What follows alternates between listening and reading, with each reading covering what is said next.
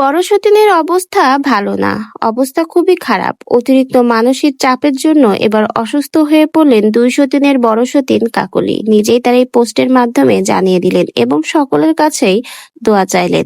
কাকলি তার একটা পোস্টে জানিয়েছে, আমি একটু অসুস্থ, সবাই একটু ফলো দিয়ে পাশে থাকেন। সুস্থ হয়ে ভিডিও দেওয়ার সাথে সাথেই যেন দেখতে পান। দোয়া করবেন সবাই, আমি যেন তাড়াতাড়ি সুস্থ হয়ে যাই। কাকলি আপু অসুস্থ, হয়তো বা হঠাৎ করেই সতীনের সংসার ছেড়ে গেছে এবং সবাইকে ছেড়ে দূরে আছে, তাই তো অতিরিক্ত মানসিক চাপের জন্য অসুস্থ হয়ে পড়েছে কাকলি।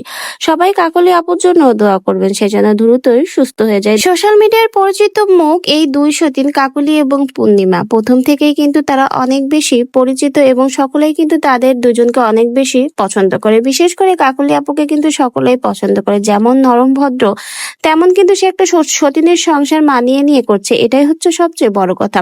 অন্যদিকে পূর্ণিমা, সেও কিন্তু আসার পর থেকে কখনোই আলাদাভাবে থাকতে চায়নি। সবসময় কিন্তু যেহেতু সে সতীন দেখে এসেছে, সে কিন্তু পূর্ণিমা আপুর সাথে মিলেমিশেই থেকে গেছে। কিন্তু হঠাৎ করেই তাদের সংসারে এমন একটা অবস্থা হয়ে গেল যে আসলেই তাদের সংসারটা নষ্ট হয়ে গেল। কেউই বুঝতে পারেনি দুই সতীনের এত ভালো সম্পর্কের মধ্যে এমন এক ফাটল ধরবে।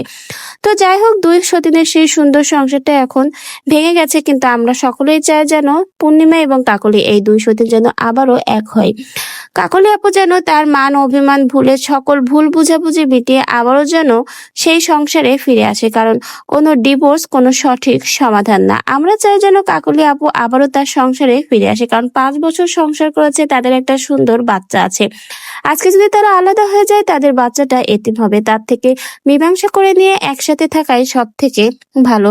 তো ভিউয়ার্স, বর্তমানে কাকলি আপু কিন্তু এখন অসুস্থ আছে। সকলেই তার জন্য দোয়া করবেন, সে যেন খুব দ্রুতই সুস্থ হয়ে যায় এবং দোয়া করবেন যেন দুই সতীন আবারও এক হয়ে যায় এবং আবারও যেন তারা একসাথে সুন্দর ভিডিও আমাদের সকলকে উপহার দেয়।